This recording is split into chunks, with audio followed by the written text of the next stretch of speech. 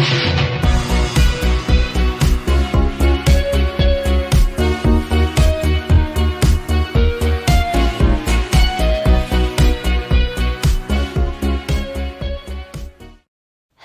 and welcome back to the channel. Welcome to part 2 of my recent K-pop comebacks and debuts review. In part 1 we went over the girls and now it's time for the boys. I'm not going to dawdle like last time, so let's just get straight into my unsolicited and lengthy thoughts and opinions.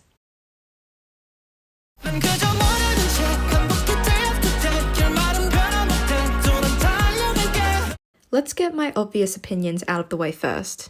It's retro, it's fresh, it's bright, I love it, no surprise there. Okay, so Wakwon are now 2 for 2 with their group's title tracks this year in terms of quality, and I do have to give them a gold star for that. But don't you dare think that I'm going to believe that they're going to treat ZEROBASEONE properly throughout their contract with them. I'm never going to forgive them for what they did to TO1. I did closely watch and keep up to date with Boys Planet, and I am really happy with the lineup given the fact that 5 of my main slayers made it. That being Mother Hanbin, God Junghao, Canadian Oppa Matthew, Mr. Young and Rich, Tall and Handsome Ricky, and gay icon and all-around badass Jiwon.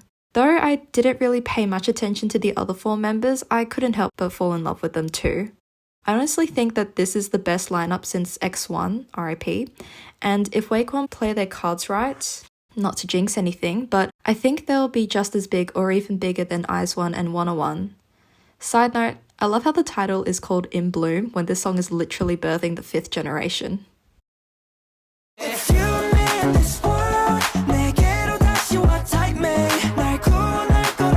I've been waiting so long for ENHYPEN to revisit the concept they debuted with because that, in my opinion, was so revolutionary and iconic.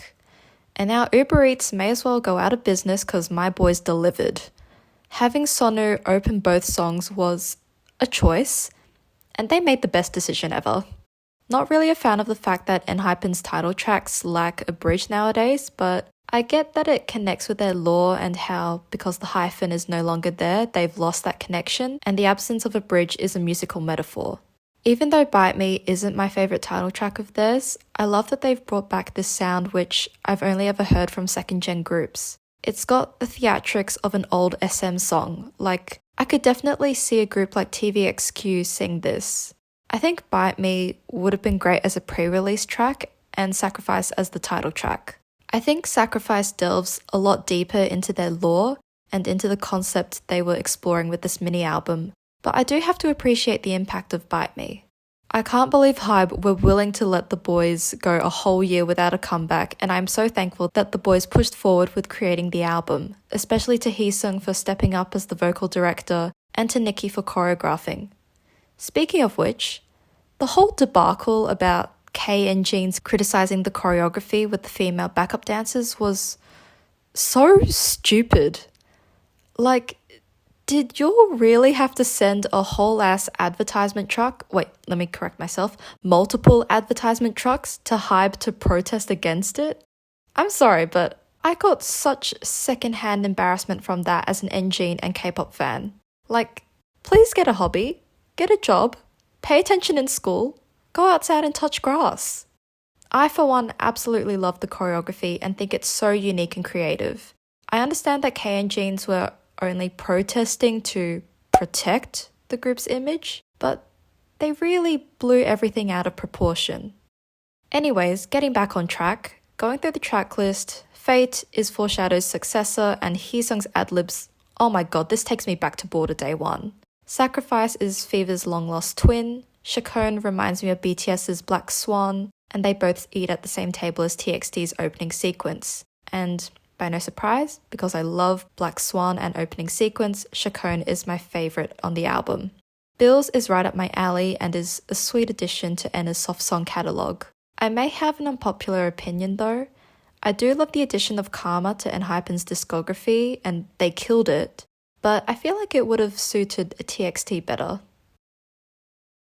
Slow it down, make it bounce. Just like the first half of this group's name, Day 8. My first viewing of the music video had me at a loss for words, and my first listen through of the track list, Afterwards, I may as well have contacted my next of kin because it was too good. Dare I say, this is their best comeback to date. It's so over the top, brash, bombastic, but ATEEZ are at a point in their career where they've earned the right to act this cocky. If there's one thing that ATEEZ knows how to do, it's knowing how to create spectacles out of their music. They know how to make music that makes people want to see the performance of it. Like, can you imagine how wild and metal bouncy would be live at a concert? I would kill to see it be performed right in front of my mere mortal being. The music video feels like if Tarantino ever made a western meets cyberpunk film. Even the music video thumbnail reminds me of the Inglourious Basterds movie poster. Also, the music video is just pure fan service. It's ATEEZ in their own multiverse of madness. Like, of course Woo-sun would be wrapped up in an underground fight club where Woo-young is making his boy fight for his life while making bank. Of course Too-ho are your buddying badass cop duo straight out of Bad Boys 2. Of course the rap duo to end all rap duos are your protagonist outlaws ready to take ass and kick names. Of course my visual kings are looking hot while riding motorbikes like it's Fast and Furious Soul Drift. And also, can we please praise Woo-young's acting skills? He knows how to play a comedic role so well, and his parts were honestly the highlight for me in Bouncy. And also, can we give Songho a round of applause for his rap? Like, it doesn't even sound like a human rapping. Of course, there's probably some autotune on the track, but he literally sounds like a pinball machine that's gone absolutely berserk. And you mean to tell me that he's predominantly a vocalist? Nah, that's not fair. And now, as a final remark, I just want to thank the music video director for that shot of San spraying water into the air after he bass kick swung like he's Bruce Lee. That was so f***ing majestic. It was literal art.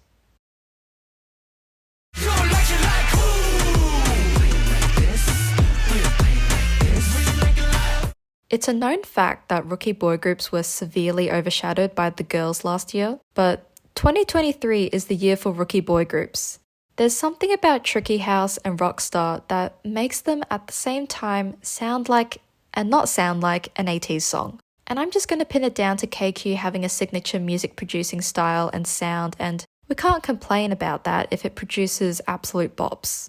Tricky House is so fun, and Rockstar is like if you mixed an anime opening score with a 4th gen boy group song.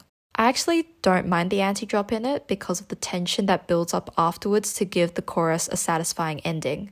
This is probably one of my top debuts of the year without a doubt.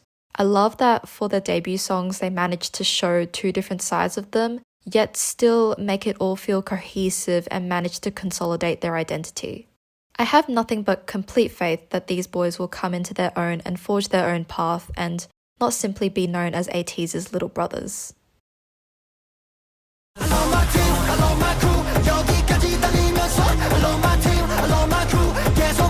At first I preferred FML over Super, but after a while Super grew on me so much to the point where I became obsessed with it.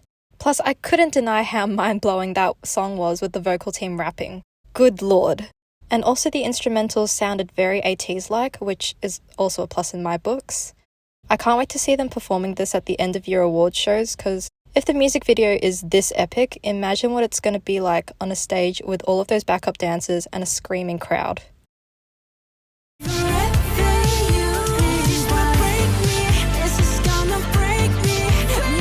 Set Me Free, ladies and gentlemen, is what we're listening to as we descend through the 9 circles of hell.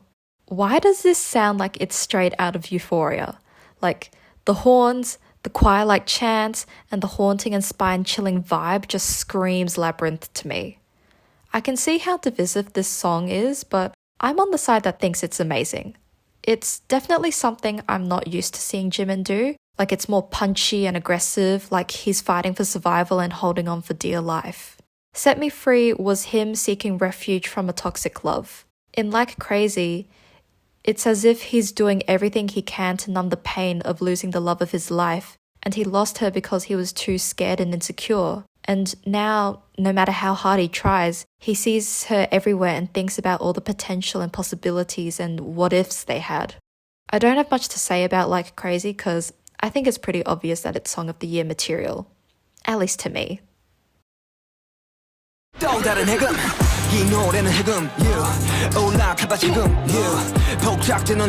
Okay, first I'll talk about people, then Hugum, and finally Amygdala. Yoongi, my guy, where have you been hiding these vocals? I swear I've been in ARMY for years, but I honestly never knew that he had those beautiful set of pipes on him. And Hugum is just Yoongi in his element with his alter ego. I thought Detritus was his final form, but I was wrong. Hugum is him at his most powerful and most dangerous form yet, and I fear that he will only continue to evolve. And now with Amygdala, as a former neuroscience major, I already loved the song based on the title alone. After listening to it, I really could not find the right words to explain how much I loved it. It's so honest and vulnerable, and I cried after watching the music video the first time round. Yoongi has never shied away from discussing his struggles with mental health and how he's been able to overcome them, and the songs he's been able to create out of that pain have always been so comforting. He's just able to convey it to a T, what it's like to feel at your lowest, at a time when all you want to do is to shut out the world and switch off your brain because you don't want to feel anything because it's all just too much. It's a survival tactic, but as a result, you're left feeling so empty and numb inside. I think everyone can relate to this song in some way and attach their own meanings to it based on their own experiences, and that's the beauty of a song like this.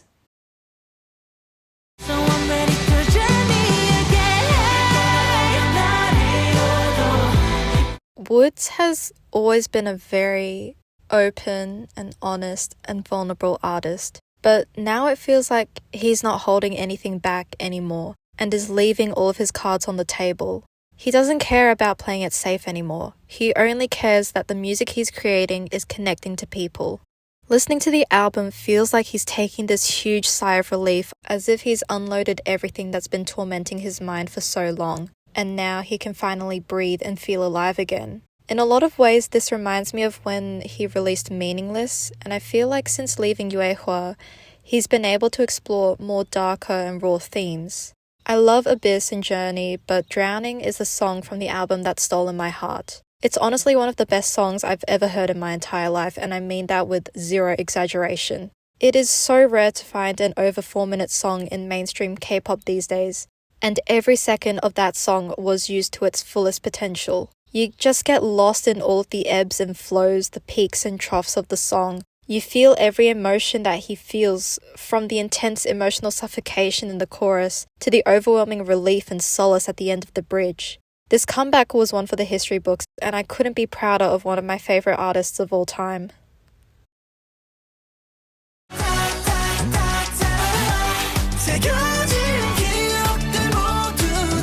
Unforgettable sounds like an anime theme song. It's one of the most tear-jerking music videos I've seen all year.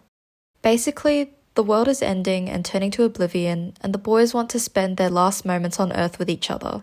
This, plus knowing about all the crap they went through last year with losing a member, makes me cry over how strong their brotherhood is. They've been through hell, but are collecting and mending all the pieces to come back stronger. I always kind of saw Raven as their pseudo-leader, and now I can't help but see Leader as taking over that position and looking after the boys, especially with the way he's portrayed in both music videos. I love that both Unforgettable and Erase Me sound like they're made for 6 people to sing, and I can easily see where Raven would have fit in. Erase Me, to me, sounds like it could have been a Kingdom song, but it does have the distinct ONEUS flavorings. Like, the melody sounds very Kingdom-like, but the instrumentals are distinctly ONEUS, and it harkens back to a song written easily. I absolutely love the lights they use in the music video because it makes it feel more grandiose to fit in with the instrumentals. But in my opinion, the music video for Erase Me is a bit drab and uninspired if we compare it to their other music videos. It may tie into their own lore, but the sets and the outfits felt a bit repetitive to me of their previous comebacks. Honestly, the biggest highlight this era for me, aside from one of my fave groups coming back, was Lito's long hair. Also, side note, Konhee and Shion are never beating the Secret Twin allegations. Sorry, Dongmyeong.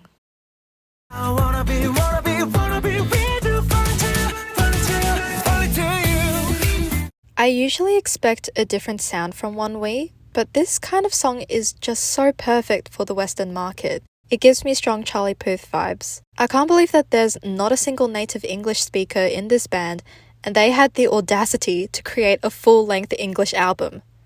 That's king behavior right there. And also the fact that the members said themselves they've always wanted to do an album like this for a while so that international fans could easily understand the messages they wanted to convey in their songs. This is why they're one of my top K bands of all time.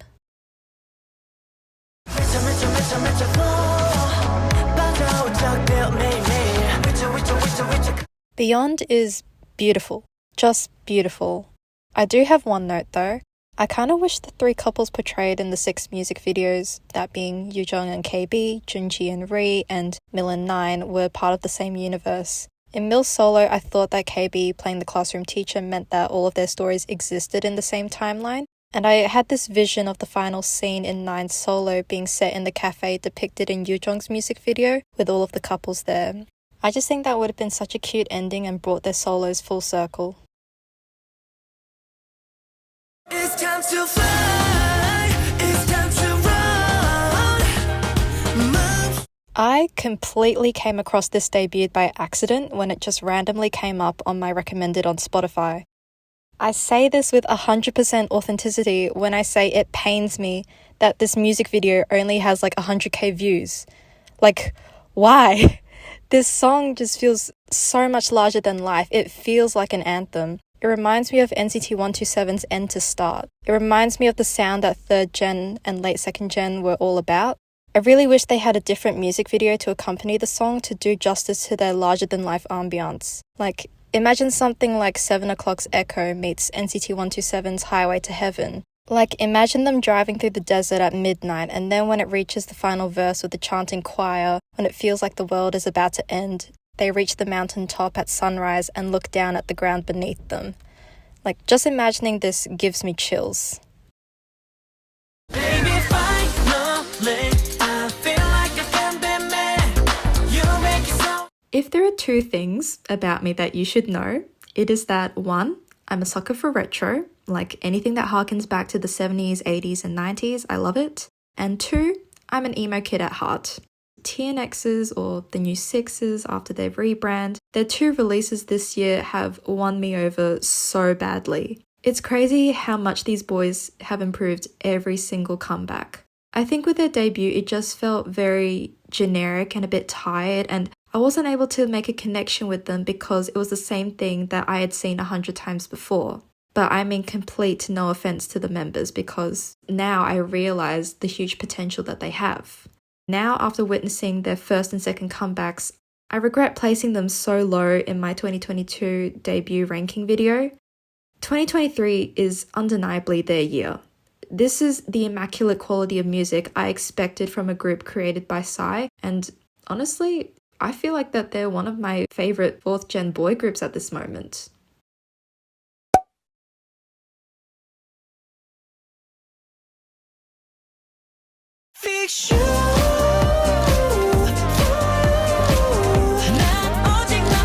This was what I wanted them to do and expected from them after debuting with Do. It just suits them so well.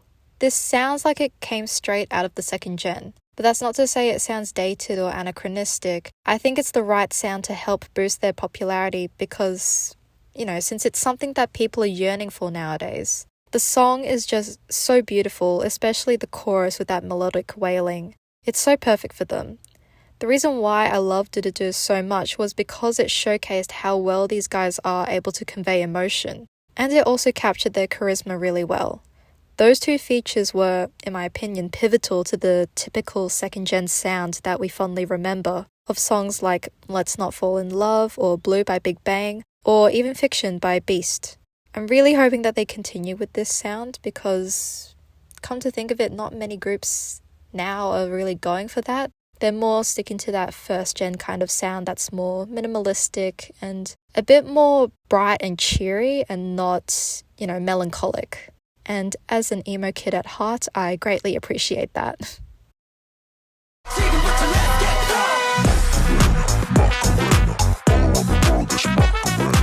Though I'm not a fan of the song, I goddamn love how stupidly goofy and fun this music video is. Like, where else am I going to see, especially in this generation of K-pop where idols have got to be serious all the time, a bunch of idols having a dance battle with zombies? I also got to give props to their company for making those overused K-pop music video sets not look tired. I gotta tell you, I've gotten so tired of these two particular sets that it's affecting whether I like a song or not. I like that they've added their own props so that I'm never taken out of the story or distracted by the background. I do have one criticism about this comeback though, and that is, what on God's green earth did they do to Lutan's hair? Oh my god! What is that?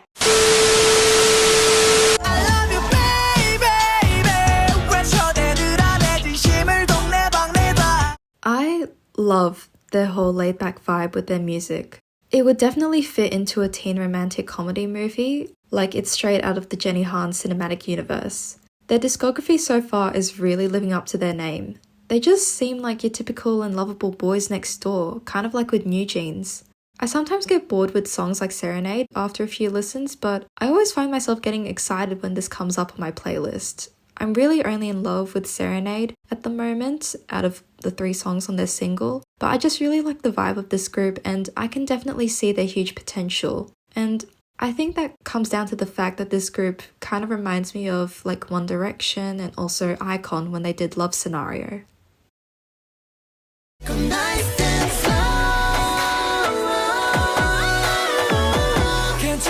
First of all, this is such an amazing concept. It feels like something that VIXX would have done, and I consider that to be high praise. I didn't really vibe with their villain era title tracks that much, mostly because I didn't think the sound suited them all that well. Like, they did well with what they were given because this group has undeniable talent, but if it doesn't mesh well, it just doesn't mesh well, you know? I think this sound suits them a lot more. My mouth was literally on the floor when I witnessed that bridge for the first time, and I loved the harmonizations used throughout the song. Everything is just perfect. I just wish Alex was part of it to make the Seven Sins concept feel more complete.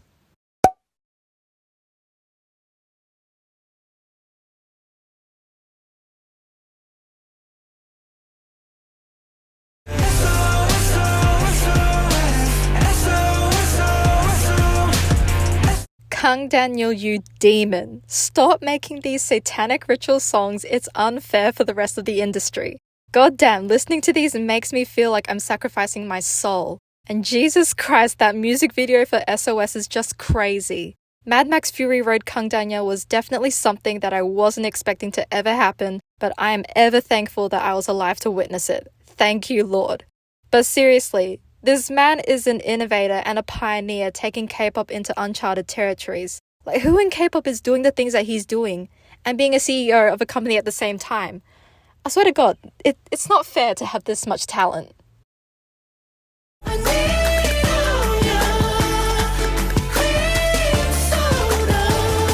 This whole comeback was just so confusing and mismanaged. Like, how the f can a company be so petty or even so incompetent that they forget to add drums to a song, and then like a week later they realize and then they upload the version with drums in it onto Spotify and to other streaming platforms? Anyways, let me in and hear me out, like your quintessential EXO B-sides that prove that they're still the long-reigning masters of R&B and their crown is never going to fall. At the moment, I'm indifferent about Cream Soda, but I think it will grow on me because I love EXO and I have been for a long time. For now, I'm pretty happy sticking to Private Party and Cinderella being on repeat, and I'm just happy in general that they're finally back after so long.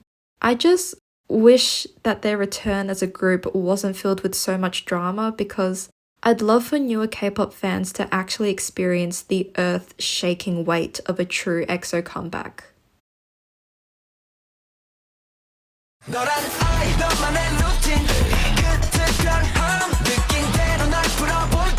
Broken Melodies is very similar to some of my ultimate favorite B-sides from Dream, like Rainbow and My Youth, so it's no surprise that I instantly fell in love with it. The song just belongs in a coming-of-age movie that's up for numerous Academy Awards. I know the song is meant to be an emotion-ridden song that punches at the heartstrings, but I can't help but chuckle when Haechan, Renjun and Chandler bust out the high note while proudly proclaiming with their whole chest, "And I hate singing." And with ISTJ, I don't think anything could have prepared me for what I was going to witness with this comeback.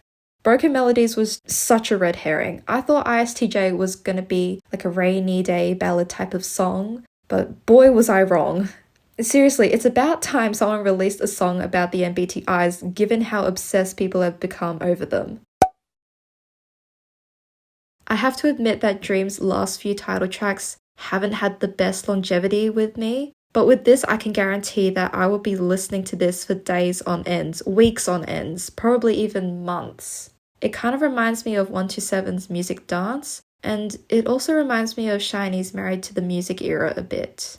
I absolutely loved the beat change and loved how effortlessly it felt and how naturally they did it. I also do love the Back to the Future and Taylor Swift "Look What You Made Me Do" references too. Thank you so much for making it to the end of the video. Like I said in part 1, I wasn't able to talk about every single boy group comeback or debut in this video, but it is very likely that I will mention them in part 3 when my opinions are less lengthy. Until then, stay groovy, stay safe, keep smiling, love you all, and bye bye.